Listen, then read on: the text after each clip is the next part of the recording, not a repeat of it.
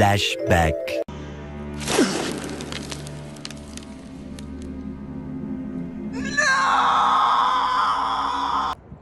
I can't believe he's gone.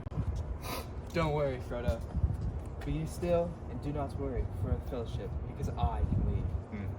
But where are we gonna go? I know we are all emotionally damaged from the death of Gandalf, but we must venture to the gates of Lothlorien. Look, Travis.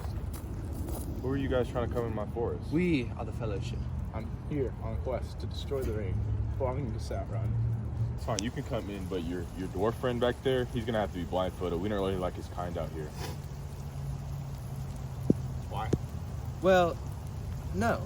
If you blindfold him, you're gonna have to blindfold all of us. We're a team, and that's how this is gonna work. Alright, that's fine. If you blindfold all you guys can come in.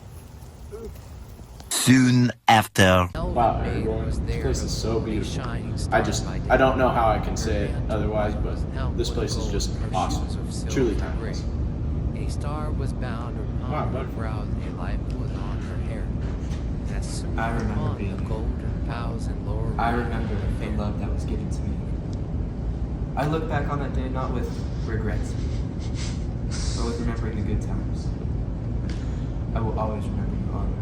3 hours later.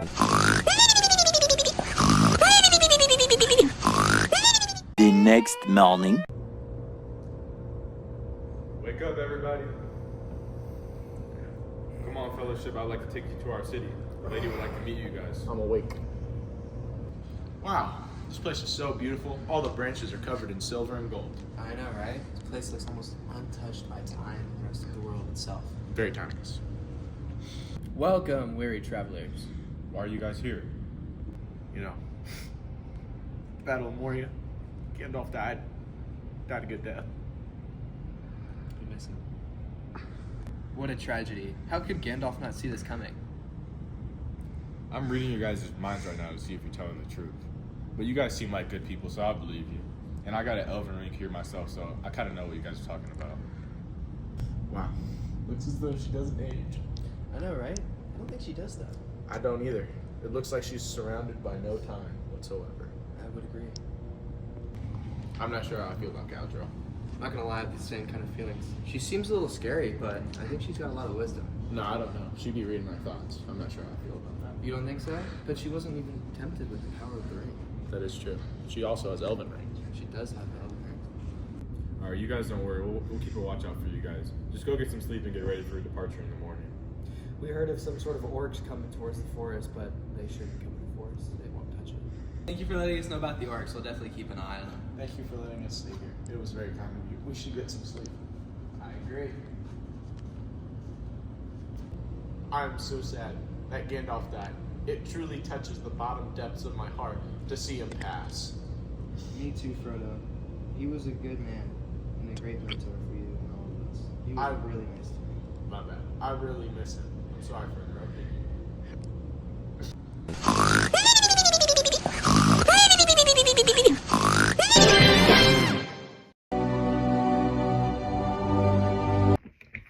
Alright, first off for our analysis, I have our theses, which is throughout Book 2, Chapter 6 of The Fellowship of the Ring by J.R.R. Tolkien, literary devices such as imagery, symbolism, and alliteration are used to express moments of comfort and showcase the beauty of the land of Lorien, showcasing beautiful landscape and safe conditions.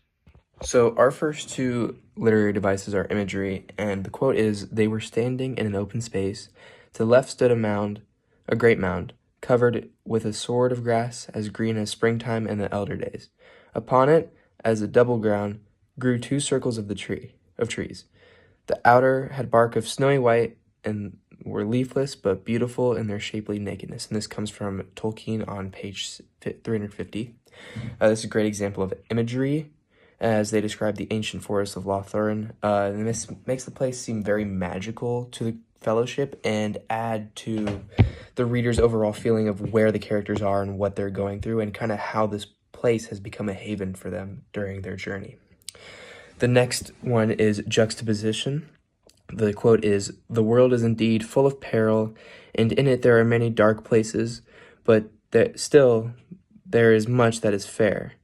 And though in all lands love is now mingled with grief, it grows perhaps greater. And this comes on Tolkien, page 348. And this shows a clear contrast between many dark places and much that's fair in the world, as well as the juxtaposition of love and grief that is said in the very end there.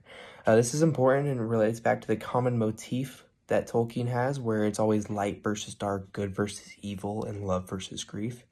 And it's always on display throughout the story, and this is just another part and another example that you can see this in. And through this, the readers and the characters can still see the good while they are currently presently in the bad. All right, our next literary device is symbolism. In the quote where I found this states, "Wolves are howling on the wood's borders, but on the land of Lorien no shadow lie." And this came from page 348. And I believe in this quote that Tolkien used the shadow as a symbolism for the Black Rider.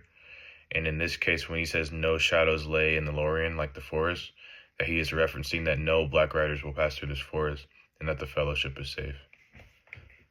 I'm doing alliteration and simile. So for the first quote, alliteration, it says, "From which a freshest fell over the stone lip and ran glistening and gurgling down a steep rocky channel." Tolkien 334. This is alliteration because you can see glistening and gurgling, and you can also see freshest fell.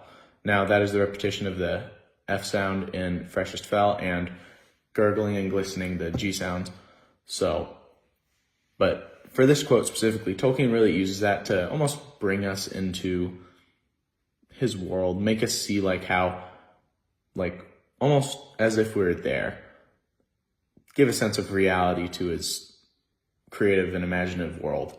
And for simile, it's also Tolkien 334. It says, "Some way below the mere they came on a deep well of water, clear as crystal." This is a simile comparing the water to being clear as crystal that is in the well. So that, again, similar to alliteration.